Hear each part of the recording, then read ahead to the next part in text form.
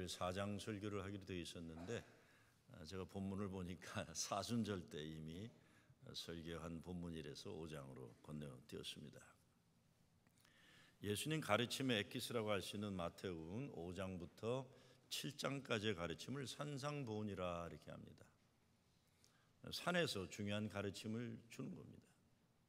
예수 믿는 사람들의 기본이 되고 기준이 되는 생활 지침서라고 할 수 있는 게 산상보훈입니다. 미국 3대 대통령이었던 타마스 제퍼슨이 1820년에 산상보훈을 중심으로 제퍼슨 성경으로 알려진 나사렛 예수의 삶과 도덕들이란 책을 출판했었습니다. 그 내용은 구약은 아주 없애버리고 신약 가운데서도 과학적으로 증명될 수 없는 것들, 그리고 이성적으로 이해될 수 없는 것들을 오려냈어요. 사람들의 도덕적인 생활과 윤리적인 사회를 만들어내는 일에 도움이 될 만한 좋은 내용들만 모아놓은 겁니다. 사실은 한 10년 전에 미국의 인본주의 연합회, 그러니까 예수 안 믿는 사람 인본주의 연합회에서도 제퍼슨 성경을 다시 번역해갖고 내놓은 적도 있었습니다.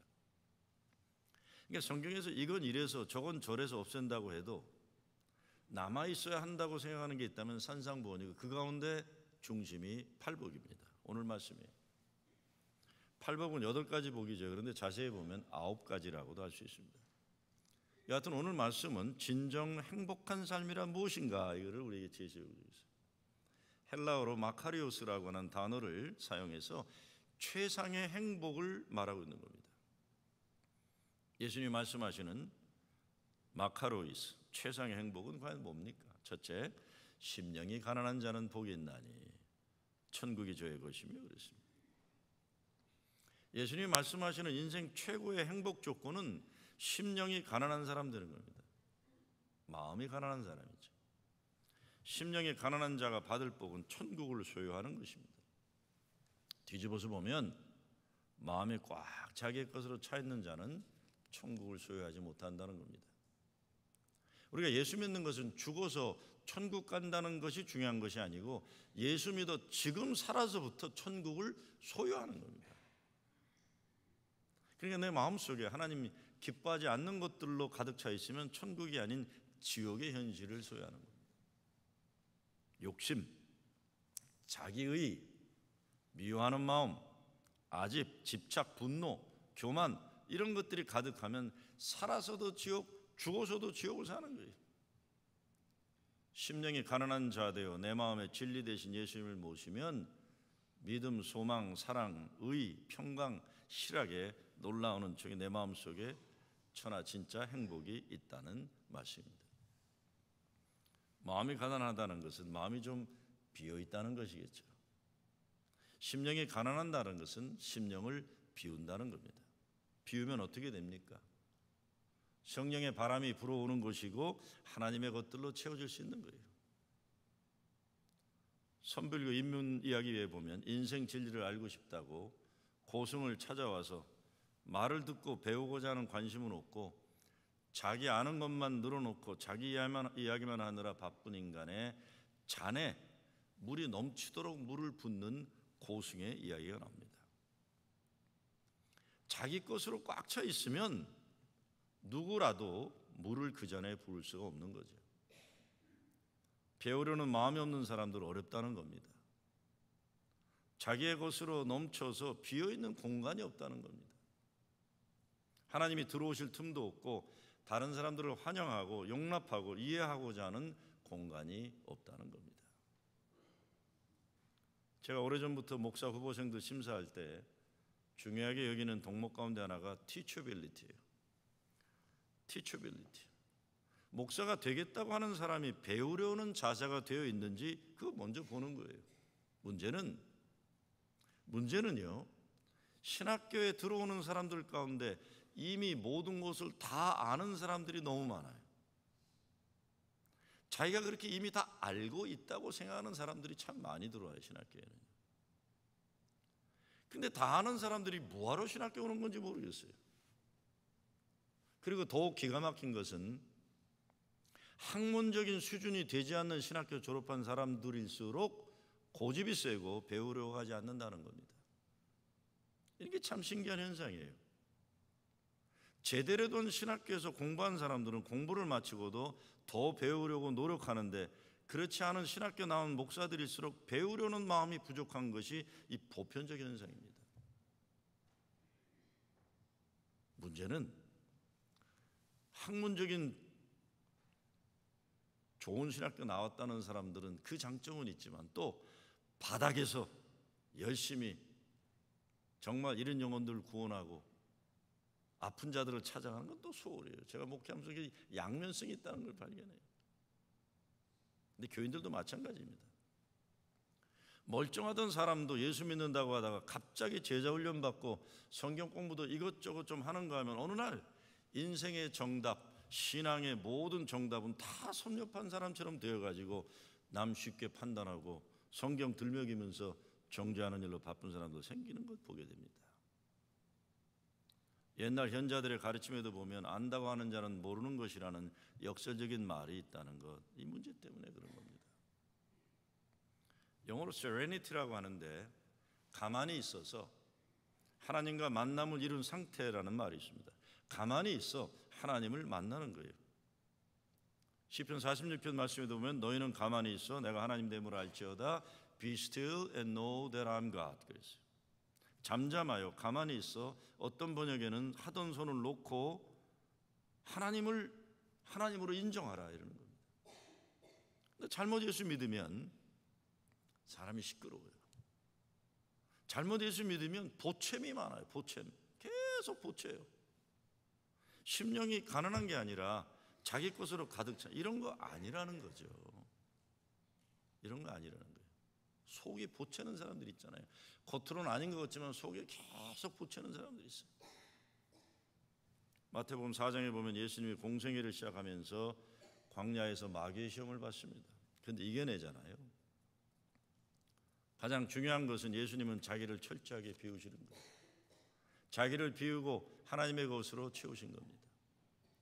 그러니 인간이면서도 인간이 가지는 욕심과 탐심을 비운 마음을 가지셨다는 겁니다. 그렇기 때문에 마귀가 아무리 탐욕을 발동시켜 유혹하려고 해도 예수님에게 통하지 않는 거예요. 예수님 마음속에 욕심과 탐심을 비워버렸기 때문에 마귀가 아무리 유혹의 소리를 해도 메아리쳐 오지 않는 겁니다. 심령이 가난하다는 가장 중요한 뜻은 오직 하나님만 의지할 수밖에 없는 간절한 마음을 가진 사람이다, 이런 뜻이죠. 하나님의 도우심이 없으면 살 수 없는 자가 된다는 것. 사람은 누구나 나름대로의 자존심이라는 것이 있습니다. 영어로 self-pride라고 하죠. 근데 이것 때문에 자존심 상해서 사람의 마음이 오르락 내리락 하는 거예요. 왜 나 안 알아줘? 왜 나 안 알아줘? 이런 사람들 있어요. 자존감이라는 게 또 있어요. 근데 자존심과 비슷한 것 같지만 완전히 다른 건데 자존감은 영어로 self-esteem이라고 해요. 자존감이 제대로 되어 있는 사람은 누가 뭐래도 열등의식에 빠지지 않고 쉽게 상처받고 그러지 않습니다. 속에 든든한 속사람이 든든하니까요. 그 사람은 자기 존재의식이 바로 세워져 있기 때문에 세상에 이런저런 말이나 현실에 휩쓸리지 않고 중심이 잘 잡혀 있기 때문에 가만히 있어도 사람들이 그를 인정해줘요. 근데 어설픈 자존심, self-pride 강한 사람은 참 힘들어요. 인간관계 제대로 못하고 끊임없는 열등의식 때문에 자기도 괴롭고 남도 괴롭혀요. 자꾸 남과 비교하고 인정받고 싶어서 안달하고 그러다 보니까 어떻게 합니까? 강한 사람 앞에서는 비겁하고 약한 사람한테는 잔인하고 이런 사람으로 되는 거예요. 오히려 진짜 열등한 사람은요, 나 열등해 so what? 그러고 살아요. 그냥 나 영어 못하는데 뭐 so what? 그러고 뭐 so what만 알면 되잖아요. 그냥 그러고 사는 거예요. 편해요. 편해. 그냥 산이 속 편해. 그런데 괜히 자존심 가지고 사내 중내 그러는 사람 참 힘든 거예요. 벌써 오래전인데 어느 식당에 갔었어요. 어느 단체 관계되는 사람들이 모였더라고요. 별거 없는 헛된 모임인데 이민사회에서 어떤 사람들은 이게 뭐가 되는 양 대단하게 생각하고 그러는 단체예요. 근데 그날 그 단체에 끼려고 애를 쓰는 사람들이 뒤에서 힘 있는 사람에게 돈 봉투 건네는 걸 제가 우연히 보게 됐어요. 그 돈을 받아야 하는 사람이 저를 보더니 내가 본 것을 알고 내가 누구인지 아니까 깜짝 놀라서 펄쩍 뛰면서 막 사형을 하더라고요. 나중에 와서 목사님 오해하는 일 없기 바란다고, 저도 이 동포사회 이상한 사람들 때문에 너무 힘들다고 하소연까지 하는 거예요. 미국에 이민 와서 사는 사람들 가운데 돈 좀 벌고 그러고 나면 자꾸 헛된 명예에 빠지는 경우 많습니다. 먹지 말아야 할 건 먹고 마시지 말아야 할 건 마시며 배고프고 갈증만 더해가는데 세상 헛된 것들 분주하게 따라다니는 사람들이 있어요. 본인만 몰라요. 남들은 저 아저씨 왜 저러나, 집안일이나 잘하지, 저 아저씨 왜 저러나. 그런데 본인은 무슨 뭘 다 하는 것처럼 이렇게 그냥 넥타이만 메고 왔다 갔다 하는 거지 실속은 아무것도 없는 짓들이에요. 우리가 정말 행복하려면 심령이 가난해지는 훈련을 해야 합니다. 그래야 온전한 하나님의 은혜가 내 삶을 채우고 하나님 주시는 능력이 내 안에서 역사하게 됩니다. 어떤 사람이 이런 짧은 글을 썼어요. 제목은 일어설 때와 죽을 때. 일어설 때와 죽을 때. 아주 짧아요. 제가 일어설 때 새처럼 기쁨으로 일어서게 하소서. 제가 죽을 때 낙엽처럼 후회 없이 떨어지게 하소서. 그렇죠. 얼마나 자유로워요. 새가 하늘을 쉽게 나를 수 있는 것이 속이 비어있어 그런 겁니다. 마찬가지죠. 심령이 가난한 사람, 비어져 있는 사람, 하나님과 함께 하늘을 나를 수 있는 사람이 되는 겁니다. 두 번째, 애통하는 자는 복이 있나니 저희가 위로를 받을 것이며. 애통이 뭐죠? 자기의 부족함을 알고 탄식하고 슬퍼하는 것을 말하는 겁니다. 자만하는 사람은 애통하지 않아요. 자기가 잘났다고 생각해요. 애통하지 않아요. 애통하는 사람은 하나님 앞에 설 줄 아니까, 우리 인생의 거울 되시는 주님 말씀 앞에 나를 세우게 되니까 이렇게 살면 안 된다, 애통해 할 수 있는 것이에요. 야고보서 4장에 보면 슬퍼하며 애통하며 울지어다 너의 웃음을 애통으로 너의 즐거움을 근심으로 바꿀지어다 주 앞에서 낮추라 그러면 주께서 너희를 높이시리라. 애통하는 마음에 하나님의 위로가 임하는 참 행복이 있다는 말씀이죠. 세 번째, 온유한 자는 복이 있나니 저희가 땅을 기업으로 받을 것이며. 그래서 마태복음 11장 29절에 보면 나는 마음이 온유하고 겸손하니 나의 멍에를 메고 내게 배우라 그리하면 너의 마음이 쉼을 얻으리니 라고 주님이 말씀합니다.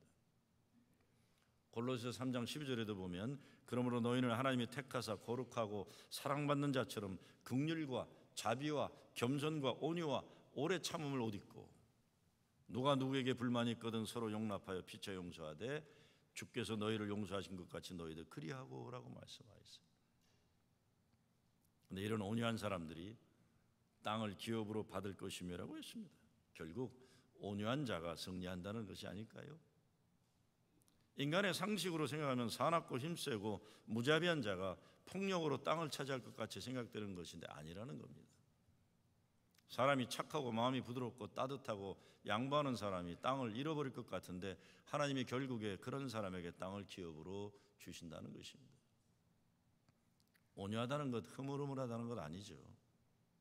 성경에서 온유한 자는 예수님이고 구약에서는 모세에게도 그런 평가를 했습니다. 줏대가 없이 흐물흐물 유유부단하다는 것 아니죠.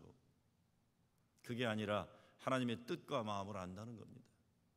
결국 이런 온유한 사람들에게 하나님은 땅을 축복으로 주신다고 약속합니다.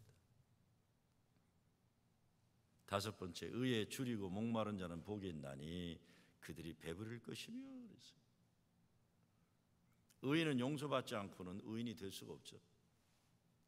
의로움은 행위로서 이룰 수 없기 때문에 믿음으로 선물로 받아야 되는 것이기 때문에 은혜인 거예요. 온 천하 인간에게 구원받을 만한 이름을 주신 적이 없다고 성경은 말합니다. 그러니까 진짜 의롭게 살기를 사모하는 사람은 예수 그리스도를 통해서 의로움을 선물로 받아야 하는 겁니다. 그리고 의로움을 선물로 받은 사람에게 하나님이 성령을 보내주셔서 성령을 통해서 의롭게 살 수 있는 능력을 허락하여 주시는 겁니다. 그렇기 때문에 의롭게 되기를 갈망하는 사람은 예수님께 나오면 만족하게 되고 기쁘게 되고 의인이 되는 거죠. 예수님이 의롭게 하시는 겁니다. 이 사람들은 for they will be filled, 부족함이 없이 든든하고 그득하게 된다 그랬어요. 사실 의에 줄이고 목마른 것과 꼭 들어맞는 것은 아닌데, 제가 전에 섬기던 교회에 평생 철저하게 자기를 지켜낸 장로님이 계셨어요. 그러니까 그분은 자기가 철저하다는 것을 너무 의식하셔서 남에게도 그걸 자꾸 요구하세요. 그러니까 젊은 사람들이 그 장로님 옆에 안 가려고 그래요. 피곤하니까요. 그 장로님 때문에 제가 목회하면서 진짜 고생했어요. 자기가 철저하기 때문에 남에게도 같은 잣대를 적용하고 하는데 별로 중요하지 않은 거에 이렇게 철저하려고 그러세요. 사람들이 힘들어요. 그래서 교인 총회만 하면 그 장로님 때문에 사람들이 힘들어했어요. 돈 몇 푼 가지고 따지기 시작하는데 너무 집요하게 따지신 그분 때문에 재정위원장 아무도 하지 않으려고 그랬어요. 질려버려가지고. 근데 정말 하나님의 은혜로 나중에 저하고 친해지셨어요. 88세 미수 잔칫날인데 제가 장로님께 물었어요. 아무리 관계가 나빠도 또 옆에 앉아 있으니 어떻게 또 뭐 그냥 좀 질문 하나 던져서, 장로님 이제 90이 다 돼 가시는데 장로님 하고 싶은 일이 남았다면 뭐가 하고 싶으세요? 그랬어요. 장로님이요. 난 깜짝 놀랐어요. 이렇게 얘기하세요. 목사님, 난 사실 지금이라도 미국 슈퍼마켓에서 이거 물건 담는 그거라도 시켜주면 잘할 것 같아요. 그래요. 돈을 많이 벌고 싶어서가 아니라 죽기까지 쓸모있는 인간 되고 싶어서 그래요. 근데 늙었다고 하니까, 늙어도 많이 늙으신 거거든요. 근데 그 장로님이 인정하지 않으세요. 80 초반에도 저하고 축구를 하셨어요. 뻥뻥 차세요. 저놈이는 어떻게 저러시나. 그 부인 되시는 권사님 80이 돼서도 배구하면 그냥 껴달라고 그래서 아주 젊은 사람들이 힘들어했어요. 진짜 건강한 분이세요. 근데 이렇게 얘기했어요. 근데 늙었다고 하니 요즘 아무것도 할 수 없어서 답답해요. 그래요. 그러면서 한마디를 더 하신 게, 그때 제 마음이 무너져 내렸어요. 목사님, 저 때문에 목회 힘드시죠? 내가 평생 나 자신에게도 철저하도록 너무 힘들게 하는 사람인지라 그것이 몸에 배었어요. 요즘 나이 먹으면 생각해 보니까 나 때문에 정말 많은 사람들이 피곤하고 힘들 것 같아요. 목사님 미안해요 그러십니다. 그 이후에 돌아가실 때까지 그 장로님과 제가 진짜 잘 이해하는 인간이 됐어요. 건강하시긴 대단한 분이셨어요. 그분 따님이 사실 옛날에 후러싱 제일교회를 다니셨죠. 노라고 말만한 분이세요. 정말 그 장로님은 다른 건 몰라도 쓸데없는 것, 헛된 것으로 만족하려고 하지는 않으셨어요. 그냥 제대로 된 세상 소망하시고 제대로 된 교회 원하셨기 때문에 있는 사람들이 힘들게 했어도 장로님은 항상 부족함 없이 지내셨어요. 근데 그 장로님 임종하시는 날인데 제가 신기한 것을 경험했어요. 이거 성경하고 아무 관계없는 얘기니까 시험 들지 말고 들으세요. 이건. 그 장로님의 부인 되는 장로님, 여자 장로님이 역시 80 후반 되셨는데 90 넘어 돌아가셨거든요. 임종하는 날인데 80 중반에 우리 여자 장로님이 립스틱을 짙게 바르고 오셨더라고요. 따님 둘도 60 중반인데 립스틱을 진하게 바르고 왔어요. 이상하잖아요. 지금 남편 돌아가시고 아빠 돌아가는데. 제가 그 모습 이상해서 왜 그러냐 그랬더니 장로님이 그러셨대요. 야, 나 세상 떠날 때 와서 징징 울고 그러지 말고 여보, 가장 아름다운 모습으로 나 죽을 때 오라 그랬대요. 천국 가서 가장 아름다운 모습으로 당신 내 기억하고 싶으니까 립스틱도 짙게 바르고 머리도 뽑고 옷도 야할 정도로 예쁜 옷 입고 오라 그랬다는 거예요. 그래서 우리 80 중반에 우리 여자 장로님 립스틱 짙게 바르고 야하게 옷 입으시고, 자, 진짜 마지막 가면서도 부족함 없이 가시더라고요. 그 뒤에 할 말도 많은데 은혜로운 말이 참 많아요. 의롭게 사는 거예요. 부족함 없이 가는 거죠. 세상 헛되고 부질없는 거 욕심부리다 추하게 가는 게 아니라 의로운 삶을 살다 부족함 없이 가는 거예요. 6번째, 긍휼히 여기는 자는 복이 있나니 그들이 긍휼히 여김을 받을 것이며, 내가 긍휼히 여기면 이웃으로부터 긍휼을 당하고 하나님이 우리를 긍휼히 보아주시는 겁니다. 그렇기 때문에 우리는 항상 그리스도의 십자가를 바라보고 긍휼함을 살아야 합니다. 긍휼의 반대가 뭡니까? 잔인함일까요? 아니면 무관심일까요? 교회에서도 의견이 다르고 편이 갈라지면 무섭게 싸워요. 사실 별거 아닌데 죽자 살자 싸워요. 무서운 말하고 막말다고 그래요. 다른 사람에 대한 이야기들 함부로 하고 상대방이 어떤 마음일지 전혀 개의치 않고 자기 말들 막 하고 그러는데 그러면 안 되는 거죠. 남에 대해 긍휼한 마음이 있어야 하는 거예요. 제가 우리 교회 온 지 지난주로 꼭 2년하고요. 이제 오늘 첫 주예요. 두 번째 주예요. 많이 감사하고 행복하지만 제가 정말 고마워하는 것은 우리 교회 부목사들하고 전도사들, 목회 스태프들이에요. 그동안 목회하면서 많은 부목사들, 전도사들 훈련시킨 축복 누렸는데 지난 2년간 우리 교회에 와서 만난 부목사들과 전도사들 보면 실력은 잘 모르겠어요. 근데 잘 지내요. 서로들 잘 지내요. 이제 이번 달 말이면 담임 목사가 되어 떠날 이효순 목사나 박재웅 목사가 특별히 그런 역할을 참 잘했어요. 항상 서로 긍휼한 마음을 잘 보였어요. 제가 다른 부목사나 전도사 어떤 데 일부러 그냥 가오잡느라고 심하게 야단치면 이게 서로들 때가 되어서 두드네요. 서로들이요. 사실 고맙죠. 그런 거 보면. 제가 지난 목회 오랜 세월 부목사들이 많은 목회를 했어요. 진짜 부목사들 그래도 예민교회 큰 교회를 했기 때문에 부목사들이 많았어요. 서로 비판하고 편갈라서 힘들게 하면 진짜 어떤 땐 담임 목사인 나도 교회 가기 싫더라고요. 부목사도 꼴보기 싫어져요. 사정해도 안 되고 협박해도 안 돼요. 싸우는 거 못 말려요.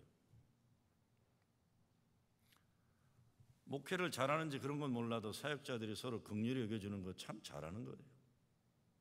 워낙 담임 목사가 무섭고 드세니까 그렇게 해서라도 살아남으려는 동지의식인지 모르지만 부목사들이나 전도사들이 서로서로 야박하지 않은 것 보면 솔직히 참 감사해요. 우리 여순 목사님 뭐라 내가 다른 분야에서 목사님 잘해요. 목사님 잘해요. 내가 없을 때 더 일 안 하고 니들 땡땡이 치지. 목사님 없을 때 더 잘해요 우리들. 긍휼하게 여김을 복으로 받는 거예요. 이게 교인 여러분이 사랑해 주시잖아요. 7번째, 마음이 청결한 자는 복이 있나니 그들이 하나님을 볼 것이며. 마음의 유리창을 깨끗이 닦는 거죠. 그 하나님이 잘 보이는 거죠. 잘 보이는 거예요. 8번째, 화평하게 하는 자는 복이 있나니 그들이 하나님의 아들이라 일컬음을 받을 것이며. 그래서 평화. 오래전 미국의 카네기 공대에서 졸업생들 가운데 성공한 사람들을 조사해서 원인을 분석했습니다. 이런 결과가 나왔대요. 성공하는데 전문 지식이나 기술은 15%밖에 영향을 주지 않는다. 나머지 85%는 인간관계였다라고 되어 있어요. 아무리 머리가 좋고 기술이 탁월해도 그것이 성공을 가져오는 데는 15%밖에 영향이 없다는 거예요. 실력으로는 회사에 들어가지만 회사에서 승진하는 건 인간관계 되는 거예요. 성공적인 인간관계를 이루기 위해서 3가지 방문을 잘해야 한다고 해서 입의 방문, 손의 방문, 발의 방문이라고 했어요. 입의 방문은 전화나 말로 상대방을 칭찬하고 용기 주는 것, 손의 방문은 편지를 쓰거나 이메일을 통해 사랑하는 마음을 전달하는 것, 발의 방문은 누가 병들거나 어려움이 있을 때 찾아가는 것. 이 중에서 서로 간에 화평하기 위해서는 특히 입의 방문이 절대로 필요한데, 입의 방문이라는 것은 대화를 말하는 겁니다. 대화를 통해서 화평을 가져오는, 입만 열면 분열을 가져오는 사람이 아니라 화평을 가져오는 사람. 가족 간에, 이웃 간에, 심지어 원수 간에도 대화를 통해 평화를 가져올 수 있는 것. 그래서 비방하지 말고 판단하지 말라는 거죠. 문제 많은 교회들의 문제는 무슨 문제가 있으면 쓸데없는 말을 많이 하는 거예요. 나중에는 뭐가 문제였는지 잊어먹어버리고 그저 말 때문에 싸우는 거예요. 더군다나 요즘 카톡을 돌리니까 증거까지 남아요. 참 조심들 하세요. 좀 가만히 있는 훈련들을 해야 돼요. 화평케 하는 것이 무리라면 문제를 더 크게 만드는 일에 열심히 하지는 말아야 됩니다. 마지막으로, 의를 위하여 박해를 받는 자는 복이 있나니 천국이 그들의 것임이라. 나로 말미암아 너희를 욕하고 박해하고 거짓으로 너희를 거슬러 모든 악한 말을 할 때에는 너에게 복이 있나니 기뻐하고 즐거워하라. 하늘에서 너의 상이 큼이라. 너의 전에 있던 선지자들도 이같이 박해하였느니라 그랬어요. 빌립보서 3장 20절에 보면 그러나 우리의 시민권은 하늘에 있는지라. 거기로부터 구원하는 자 곧 주 예수 그리스도를 기다리노니. 그러니까 우리가 의로운 삶을 살다가 핍박을 받을 때 기뻐하고 즐거워하라. 세상 사람들은 핍박을 받고 욕을 얻어먹고 손가락질을 당하면 슬퍼하고 통탄하고 괴로워할 것이지만 그러나 주님 안에서 의로운 삶을 얻은 우리들이 핍박받고 고난당할 때는 기뻐하고 즐거워하는 겁니다. 왜냐하면 우리가 의로운 삶을 살다가 핍박받을 때 하늘에서 큰 상을 예비하고 축복해 주신다는 겁니다. 지난 주간에 60 시민항쟁 30주년 기념식에 문재인 대통령이 박정철과 이한열 열사 부모를 양옆에 모셨더라고요. 저는 60대 서울시청 앞에 있었어요. 이한열 열사 추모 연세대학교 집회 때도 전 그 자리에 있었어요. 저는 그때 목회는 고통당하는 땅에 내가 있겠다는 마음을 가지고 살았기 때문에 무리해서라도 고통당하는 역사 현장에 늘 찾아가는 일을 열심히 했었대요. 참 고맙더라고요. 그렇게 억울하게 죽어간 젊은이들을 역사가 잊어버리면 안 되는데 그들을 모셨다, 부모들을. 이한열 열사 어머니가 세월호 부모들을 찾아가서 하신 말씀이 분하고 억울하지만 그럴수록 이 땅의 젊은 아이들이 더 이상 그런 일 당하지 않는 세상 만들자고 호소하는 것 보면서 참 대단한 어머니라는 생각이 있어요. 어제 보니까 우상호가 이한열 죽어갈 때 자기는 도망간 거에서 부끄러워서 울고 있는 게 나왔더라고요. 하나님이 알아준다. 이 세상에 줄 수도 빼앗을 수 없는 복을 주신다. 예수님이 약속하는 겁니다. 12절에 보면 기뻐하고 즐거워하라. 하늘에서 너의 상이 큼이라. 너의 전에 있던 선지자들도 이같이 박해하였느니라고 했어요. 예수 제대로 믿으려면 정의를 위해 일하는 사람들을 욕하고 박해하는 편에 서는 것 아닙니다. 며칠 전에 뉴욕의 원로급 되는 어른 한 분이 전화를 하셨어요. 난 뭐 뵌 적이 없는 분인데 전화를 하셔가지고 지금 뉴욕 동포사회가 너무 양분화되어 있다 그랬어요. 아, 네. 무슨 모임을 하는데 총영사관도 뭐 한인회 측도 지지하고 참여할 것이라고 하면서 여러 불교까지 다 천주교까지 포함해서 종파들도 참여하는 동포사회 화합과 통합을 위한 모임을 한다고 말씀하세요. 근데 너무 양분화되어 있다 그랬어요. 어떻게 양분화되어 있나요? 그랬더니 촛불 집회, 태극기 집회로 양분화되어 있다. 양극화되어 있다. 그래서 제가 아니 제가 동네 돌아가는 건 모르지만 여기 한국도 아니고 미국인데 뭘 여기서 그것들 때문에 양분화될 게 뭐가 있겠습니까? 그랬더니 아니라는 거예요. 그래서 제가 저 뉴욕 온 지 얼마 되지도 않고 이 동네 이거 파악이 잘 안 되고 그리고 전 그냥 동네 교회 목사인데 제가 사람들 앞에 나서는 거 좀 불편합니다. 그랬더니 그 어른이 이렇게 말씀하세요. 사실 나도 목사님 잘 몰라요. 그러더라고요. 사실 저도 김 목사님 어느 장례식 때 기도하는 것만 봤대요. 그리고 악수도 해본 적이 없는 분이에요. 사실 저도 김 목사님 잘 몰라요. 그런데 뉴욕과 뉴저지 오래된 사람들이 존경하는 어른이 연세 많은 90 넘어가신 어른이 계신데 이번 모임을 얘기했더니 그 어른이 저를 이야기하더래요. 그 어른이 김 목사님 얘기를 해서 전화를 한 겁니다. 그래요. 제가 기가 막혀갖고 그렇다면 제가 순종하겠습니다. 그랬어요. 90일 넘기신 연세 많은 어른인데 제가 개인적으로 인사도 한번 드린 적이 없는 분인데 옛날 80년대에 그분 조남을 많이 들었던 어른이에요. 살아 계시냐고 물어봤어요. 아직도 살아 계시다 그러더래요. 근데 그 어른이 프로싱 지을 게 와 있는 인간이 하나 있는데 그 인간에게 전화하라 그러셨다는 거예요.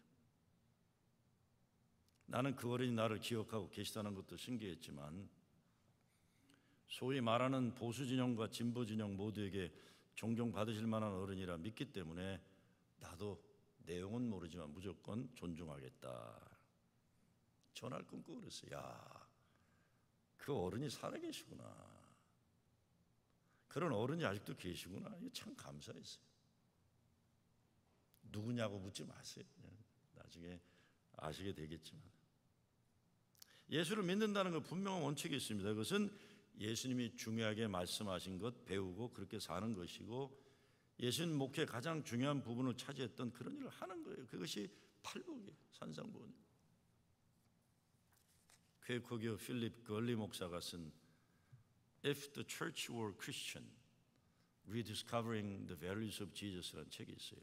한국말로 번역하면 교회가 진짜 예수를 따른다면, 교회가 진짜 예수 믿는다면 예수의 가치를 재발견한다.